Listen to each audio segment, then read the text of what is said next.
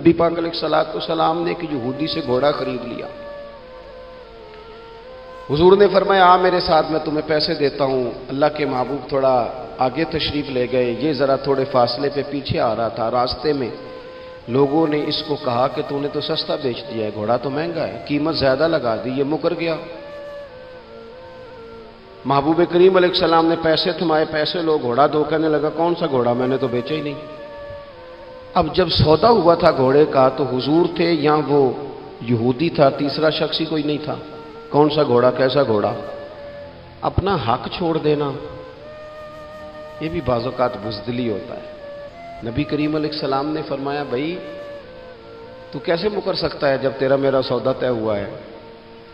جب ایک مخصوص رقم پر تو نے اسے بیچ دیا ہے تو مکر کیسے سکتا ہے؟ تو پیسے لے اور گھوڑا دے. اب جب تھوڑی سی بات تکرار میں آئی تو کچھ لوگ وہاں جمع ہو گئے، مسلمان، یہودی اور بھی کئی لوگ. وہ یہودی کہنے لگا جی آپ اس طرح کریں، ایک گواہ دے دیں، میں زیادہ نہیں مانگتا، ایک دے دے، ایک بندہ کہہ دے کہ یہ گھوڑا میں نے بیچا ہے اور آپ نے خریدا ہے تو میں آپ کے حوالے کر دوں گا. وہاں بندہ کوئی دوسرا موجود ہی نہیں تھا تو گواہ کسے پیش کیا جائے؟ حضرت خزیمہ رضی اللہ تعالیٰ عنہ نبی کریم کے صحابی ہیں. فوراً بولے، وہ بھی لوگوں کی باتیں سن کے وہاں آئے تھے، فوراً بولے، کہنے لگے یا رسول اللہ میں دیتا ہوں گواہی. دوڑ کے آگے آئے، کہنے لگے جی میں گواہی دیتا ہوں کہ آپ نے گھوڑا خریدا ہے، یہودی نے بیچا ہے. اب اس نے کہا تھا ایک بندہ کہہ دے تو میں دے دوں گا. اس کی شرط پوری ہو گئی. حضور نے پیسے اس کے ہاتھ میں دیے، اس نے گھوڑا محبوب کے دستے مبارک میں لگام تھمائی. حضور تشریف لے گئے، غلام کو دیا، گھوڑا گھر چلا گیا. نبی کریم نے حضرت خزیمہ سے کہا خزیمہ ایک بات تو بتا، تو تھا ہی نہیں اور تو نے بن دیکھے گواہی کیسے دے دی؟ تو حضرت خزیمہ رضی اللہ تعالیٰ عنہ کہنے لگے یا رسول اللہ یہ تو زمین کی خبر ہے نا، میں نے تو آسمان کی چیزیں بھی نہیں دیکھی، آپ نے کہا ہے تو میں مان گیا ہوں. تو میں تو آسمانی خبریں مان گیا، میں تو جنت آپ کے کہنے پہ مان گیا، میں تو دوزخ آپ کے کہنے پہ مان گیا، میں تو فرشتے آپ کے کہنے پہ مان گیا، میں تو قیامت کی ساری باتیں آپ کے کہنے پہ مان گیا. وہ بتا رہے ہیں، گویا وہ سمجھا رہے ہیں یا رسول اللہ میں نے تو رب بھی نہیں دیکھا، تو آپ کے کہنے پر مان گیا.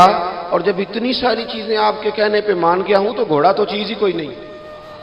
اب دیکھیں حضور کا تبصرہ یہاں کیا ہے. انہوں نے ایمان کا مرکز و محور ذات مصطفیٰ کو سمجھا. ان کو سمجھ آئی کہ کل کائنات حضور کی ذات ہے.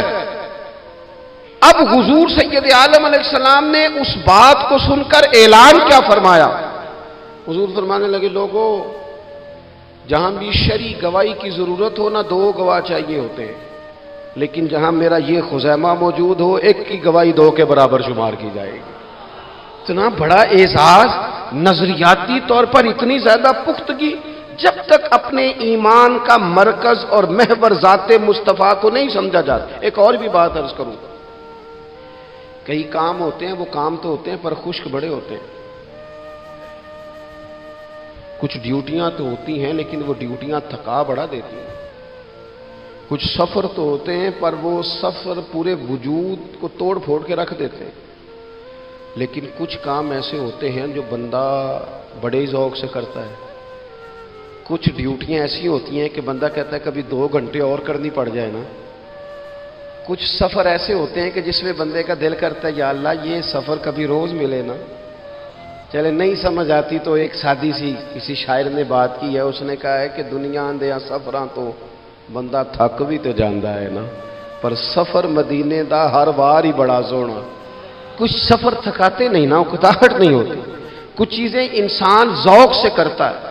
اس کی طبیعت اگر نبی پاک علیہ السلام کی ذات کے ساتھ دل کی قلبی وابستگی ہو جائے، دین کا کام تھکاوٹ پیدا نہیں کرتا. مسجد کی حاضری بوجھ نہیں بنتی. انسان کے لیے کوئی بھی خیر کا کام کرنا مشکل نہیں ہوتا. اس کا وجود ڈھل سا جاتا ہے. اس کی طبیعت اس طرح کی ہو جاتی ہے کہ جیسے سارے نور سے ہو کر آ گئے. شرط یہ ہے کہ کامل محبت ہو. آج کل ڈھیروں لوگوں کو دعویٰ ہے حضور کی محبت کا، ڈھیروں لوگوں کو، اور بالکل ٹھیک ہے، ہونا بھی چاہیے.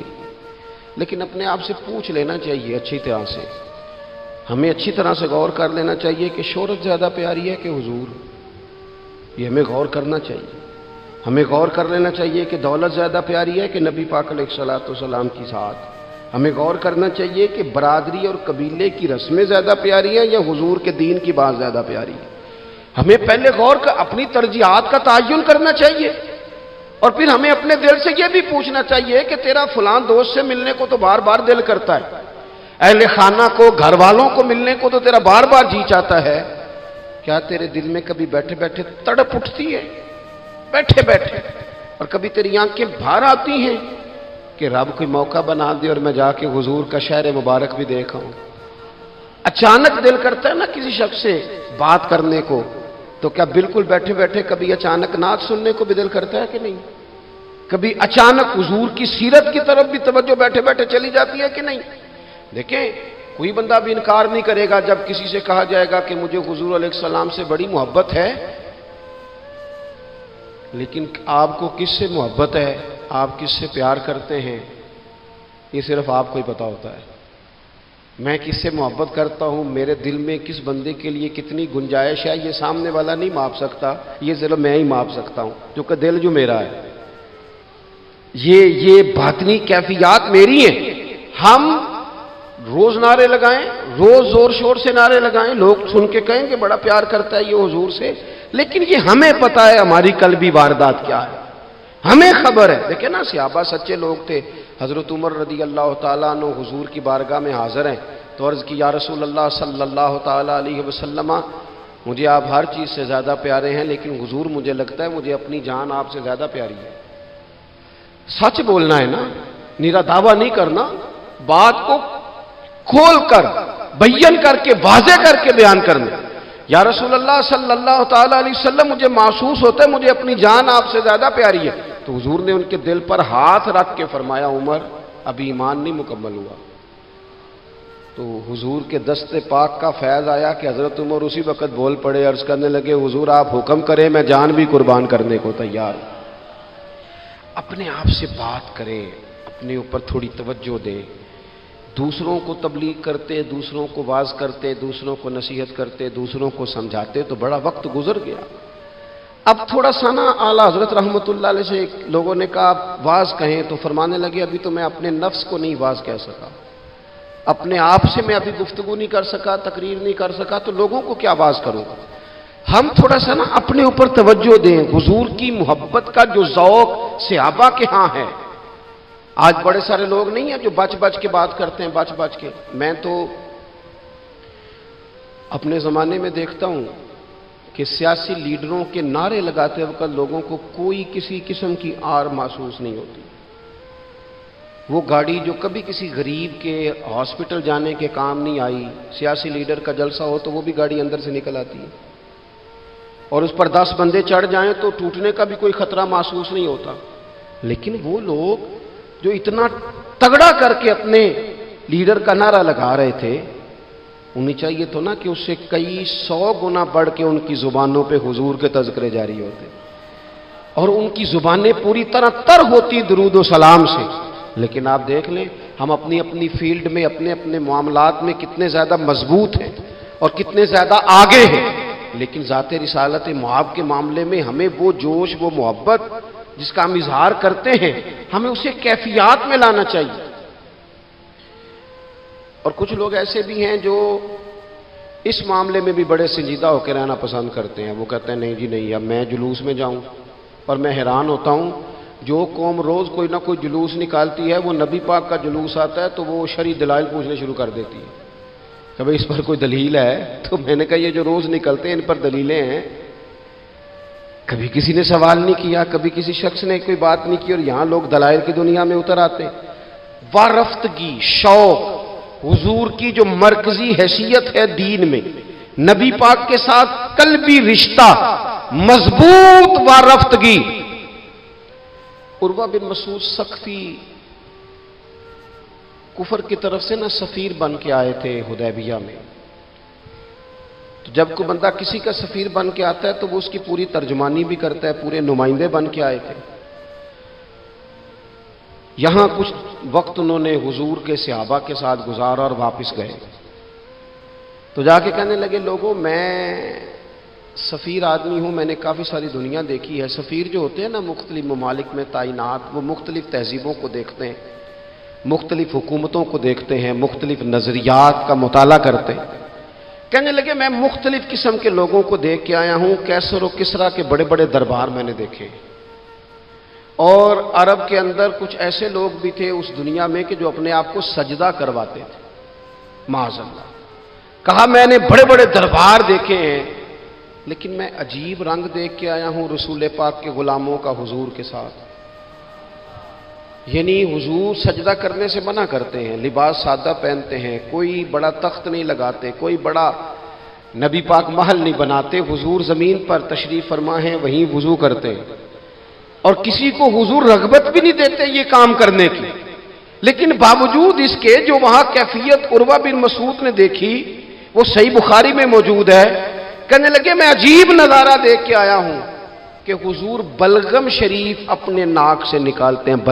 بلغم ماں بڑا پیار کرتی ہے نا بچے سے، تو اس کی ناک سے یا گلے سے کبھی بلغم نکل آئے تو اماں نا ایسے ادھر منہ کر کے پھینکتی ہے، ایسے کر کے پھینکتی ہے، کبھی نکالنی بھی پڑ جائے۔ صحیح کہہ رہا ہوں میں؟ لیکن یہ دیکھیں، اور یہ ان لوگوں کی بات ہے جو عام لوگ نہیں، یہ عروہ جمیع صحابہ کی بات کر رہے ہیں۔ اور یہ بندے کون ہیں؟ حضرت ابو بکر صدیق جیسے سمجھدار لوگ، حضرت عمر جیسے لاکھوں مربع میل کی حکومتیں چلانے والے لوگ، حضرت عثمان غنی کی طرح کے لوگ جو جس کاروبار میں بھی ہاتھ ڈالتے ہیں 4 چاند لگا دیتے ہیں، حضرت مولا علی شیر خدا جیسے علم و حکمت اور دانائی والے لوگ، یہ کیا کرتے ہیں؟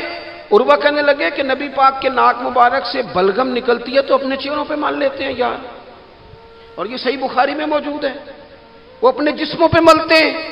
اور کہنے لگے جب وہ وضو کرتے ہیں نا حضور، تو وہ جو وضو کا بچا ہوا پانی ہے اس کے لیے ان کے جذبات اس طرح کے ہیں کہ لگتا ہے وہ لڑ پڑیں گے آپس میں، وہ لڑیں گے کہ یہ قطرہ مجھے چاہیے، یہ حضور کے مقدس جسم سے لگا ہوا ہے۔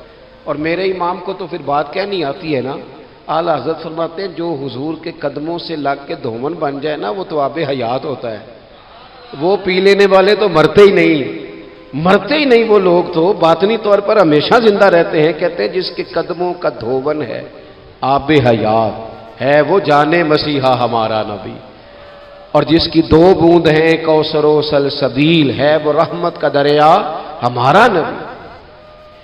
عروہ کہنے لگا وہ تو لڑ پڑیں گے۔ اور تیسرا عروہ کہنے لگا میں نے عجیب منظر وہاں دیکھا ہے کہ حضور کوئی حکم کرتے ہیں تو ہر بندہ پہل کرتا ہے، جلدی کرتا ہے حکم ماننے میں، تیزی دکھاتا ہے۔ اور تیسرا میں نے یہ دیکھا ہے جب حضور گفتگو کرتے ہیں تو ان پر اس طرح کا رعب طاری ہوتا ہے کہ وہ تو نظر بھر کے حضور کا چہرہ بھی نہیں دیکھتے۔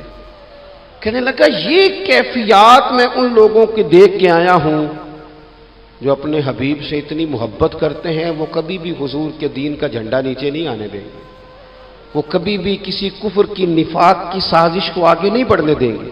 تو کافر تو کل بھی اس بات کا اظہار کر رہا تھا کہ ہمیں جو ڈر لگتا ہے مسلمانوں سے وہ اس بات سے لگتا ہے یہ اپنے نبی کے ساتھ بڑے جڑے ہوئے، ان کا رشتہ حضور کے ساتھ بڑا مضبوط، اور امت سوال جواب کر رہی ہے، امت ترازو لے کے بیٹھی ہے کہ اتنا علم تھا معاذ اللہ اور اتنا نہیں تھا، یہ کر سکتے تھے اور یہ نہیں کر سکتے، ان کو یہ کہنا چاہیے اور یہ نہیں کہنا چاہیے۔ تو یہ تو ہمارے بزرگ پرانا فیصلہ کر گئے، وہ کہتے ہیں بعد از خدا بزرگ توئی قصہ مختصر، اور حضور رب کے بعد سب سے بڑے ہیں، یہی مختصر قصہ ہے۔ تو حضور سید عالم کے ساتھ جو قلبی وابستگی ہے، نبی کریم علیہ السلام نا مدینہ شریف میں جب ہجرت کر کے تشریف لے گئے تھے تو حضرت ابو ایوب انصاری رضی اللہ تعالیٰ عنہ کے گھر میں حضور نے قیام فرمایا تھا۔ ہمارے پاس بہت ساری چیزیں ایسی ہوتی ہیں جن کی طلب بڑی ہوتی ہے، لیکن جب وہ حاصل ہو جاتی ہیں پھر ان کی طلب نہیں رہتی۔ ایک چیز آپ کے پاس ہمیشہ رہنے لگ جاتی ہے پھر اس کے ادب آداب زیادہ نہیں رہتے، یہ ایک مزاج ہے۔ عام آدمی، چلے میں اپنی بات بتاتا ہوں آپ کو،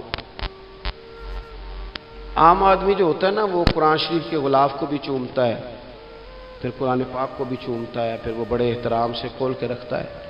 لیکن ہمارے مدارس میں جو حافظ ہوتے ہیں وہ نہیں زیادہ چومتے، ان کے پاس رہتا ہے نا ہر وقت، وہ لا کے رکھتے، ادب کرتے ہیں، کوئی بے ادبی نہیں کرتے، اللہ معاف کرے، لیکن جس طرح سے عام آدمی اس کو بار بار چومتا ہے یا ذوق کا اظہار کرتا ہے، دیکھیں حافظ بیچ بیچ میں سے ناراض ہونے لگ گیا مجھ سے۔ آپ ناراض نہ ہوں، لیکن چلو بات کر تو لینے دو نا، جو ٹھیک ہے وہ کر تو لینے دو۔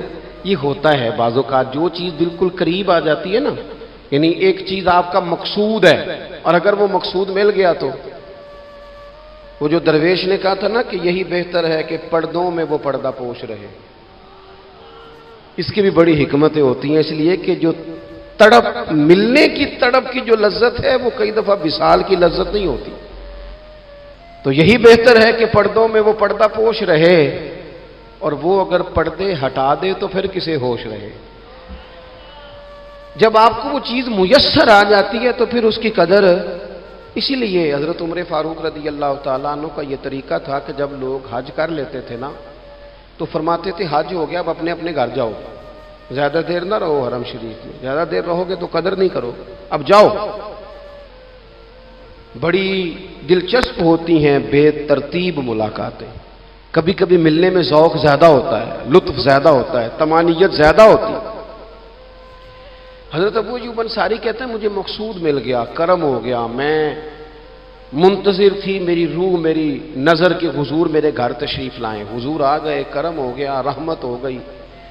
اب ایسا نہیں ہے کہ ان لوگوں کو مقصود مل گیا ہے تو بس بات ختم ہو گئی، اب وہ سمجھ گئے کہ میرے تو گھر آ گئے تو میرے لیے تو ساری بات ہی کھل گئی ہے۔ ان کی ادبی معرفت کا یہ عالم تھا اور نبی پاک کے ساتھ ان کی وابستگی کا یہ حال تھا کہ کہتے ہیں میں نے نا، میرے گھر کی 2 منزلیں تھیں، میں نے نچلی والی منزل حضور کے لیے چھوڑ دی تاکہ نبی کریم صلی اللہ تعالیٰ علیہ وسلم کے زیارت کے لیے لوگوں نے آنے جانا ہے تو لوگوں کے لیے آسانی رہے۔ فرماتے ہیں نیچے حضور آرام فرما ہیں اور میں اوپر والی منزل پہ تھا، جا کے چارپائی پہ لیٹ گیا، یہ مسلم شریف میں آپ کو ملے گا، اس کی اصل ملے گی آپ کو۔ فرماتے ہیں میں آرام سے جا کے چھت پہ لیٹ گیا، رات کا تھوڑا سا پہر گزرا تو میرے دل میں خیال آیا ابو ایوب تو اوپر ہے اور حضور نیچے ہے، پائے نظر ہوش میں آ، یہ کوئے نبی ہے، آنکھوں سے بھی چلنا یہاں بے ادبی ہے، اور امام فرماتے ہیں حرم کی زمین اور قدم رکھ کے چلنا، ارے سر کا موقع ہے او جانے والے، کہا حضور نیچے۔ فرماتے ہیں ساری رات میں ایک دیوار کے ساتھ پیچھے ہو کے بیٹھا رہا، ساری رات یہ سوچتا تھا کہیں میں وہاں نہ چل دوں جہاں حضور آرام فرما ہو، میرے قدم نہ آ جائیں۔ میں تڑپتا رہا، مقصود پاس آ گیا ہے، وہ چیز حاصل ہو گئی ہے، لیکن اس کی تڑپ میں اضافہ ہوا ہے، احترام بڑا ہے، یعنی اب سوچ رہے ہیں کہ میں ان کا ادب کیسے کروں، ان سے محبت کیسے کروں، کس اعزاز سے انہیں بٹھاؤں۔ فرماتے ہیں کہ تڑپ کے میں صبح حاضر بارگاہ ہوا، میں نے کہا یا رسول اللہ کریم کرم ہو جائے، میری تو بساط ہی نہیں، میں چھت پہ کیسے گزارا کروں گا۔ تو حضور فرمانے لگے میرے پاس تو لوگوں نے آنے جانا ہے، میں تو نیچے ذرا آسانی محسوس کرتا ہوں، یہی ٹھیک۔ یا رسول اللہ آپ کی بات ٹھیک ہے، پر کریم اگر کرم ہو جائے نا تو مہربانی ہوگی۔ اللہ کے رسول نے جب نظر مبارک اٹھا کے حضرت ابو ایوب انصاری کا چہرہ دیکھا نا، خیال آیا مسلمان نیک و بد پہچان جاتے ہیں اور محمد تو آدمی کے دل کی باتیں جان جاتے ہیں صلی اللہ تعالی علیہ وسلم۔ حضور نے جب نظر فرمائی اور ان کی آنکھوں میں چمکتے ہوئے آنسو دیکھے تو حضور فرمانے لگے میں سمجھ گیا ہوں تو نہ اوپر رہ پائے گا نہ سو پائے گا، تو بچے لے کے نیچے آ جا، میں ہی اوپر چلا جاتا ہوں۔ صحابہ کی وہ جو خاص قلبی کیفیات ہیں رسول پاک کے ساتھ، میرے سنگیوں دیکھو میلاد شریف کا جو جھنڈا ہے وہ بھی میلاد شریف کا ہی ہے، وہ میلاد کا جھنڈا، ایسا نہ ہو کہ میلاد کا جھنڈا کسی گلی میں پڑا ہوا نظر آئے، میلاد پہ چھپنے والا اشتہار پوسٹر کسی جگہ گرا ہوا نظر آئے۔ یہ جو لنگر شریف ہے نا، تبرو کے چاول، یہ حضور کے میلاد سے وابستہ ہے، یہ گلیوں میں بکھرے ہوئے نظر نہ آئے، اس طرح کی کیفیات نہ ہو کہ محسوس ہو کہ جناب یہ تو احترام والے لوگ ہیں، یہ لوگ تو حضور کی محبت کی بات کرتے ہیں۔ محبوب کی نسبتوں کا احترام بھی محبت ہی کا ایک پہلو ہوتا ہے، خاص بارفتگی نبی پاک کی ذات کے ساتھ خاص اور پھر ان لوگوں نے نا ان چیزوں کو بھی چھیڑا جن کی شریعت میں گنجائش تھی۔ شریعت کے دو حکم ہیں، ایک عزیمت ہے، ایک رخصت ہے۔ ایک یہ ہے کہ اگر حالات بڑے سخت ہیں، بڑے گڑبڑ ہیں، تو آپ تھوڑی دیر کے لیے سائڈ پہ ہو جائیں، رخصت ہے، اجازت ہے۔ اور ایک یہ ہے کہ آپ ڈٹ جائیں نا حالات کے سامنے، پھر اللہ مددگار ہے۔ ایک یہ ہے کہ گنجائش ہے، گنجائش ہے، اور ایک یہ ہے کہ دل نہیں میرا مانتا، میں گنجائش کا کیا کروں، میری طبیعت نہیں مانتی۔ چلیں ایک بات اور کھول دیتے ہیں، ایک ہوتا ہے حکم، ایک ہوتی ہے رضا، ان دونوں میں فرق ہوتا ہے۔ وہ جی میں نے حضرت صاحب سے کہا جی مجھے اجازت ہے میں جاؤں، انہوں نے کہا جاؤ میں چھٹی لے کے آیا ہوں۔ بھائی آپ نے چھٹی مانگی تھی، حضرت نے دے دی، استاد جی نے دے دی، یہ تو حکم ہے، لیکن تمہیں بھانپنا چاہیے تھا نا ان کی مرضی کیا ہے، ان کی رضا کیا ہے۔ رضا تو اس طرح کی ہوتی ہے کہ مکتب عشق کا دستور نرالا دیکھا، اس کو چھٹی نہ ملی جس نے سبق یاد کیا۔ میرا ایک دیہاتی ماحول سے تعلق ہے، ہمارے سرکاری اسکولوں میں نا ایک مانیٹر بنا دیتے تھے، جو بچہ لائق ہوتا تھا نا وہ وہ مانیٹر بن جاتا تھا، حالانکہ لائق ہوتا تھا، سیاںا ہوتا تھا، لیکن مانیٹر بن کے نا اس کی ذمہ داری بڑھ جاتی تھی، پھر اس کو کنجیاں ہی مل جاتی تھی، اسی نے سب سے پہلے آنا ہے، اس نے سب سے بعد میں جانا ہے، ہر چیز اس کے سپرد۔ پیار جو زیادہ کریں ان کی ذمہ داریاں بھی زیادہ ہوتی ہیں۔ یہ کیا بات ہوئی کہ میری محبت زیادہ ہے تو میں مسجد میں غیر حاضر ہوں، میں حضور کا میلاد شریف زیادہ مناتا ہوں تو میں نے سنت شریعت کو اپنایا ہی نہیں۔ محبت مجھے حضور سے زیادہ ہے، لیکن حضور نے جو حقوق العباد ادا کرنے کا سبق پڑھایا ہے اس پر میری توجہ ہی نہیں۔ بھئی اگر آپ کا پیار زیادہ ہے تو پھر آپ کی ذمہ داری بھی زیادہ ہے، پھر آپ کو زیادہ حساس ہونا چاہیے۔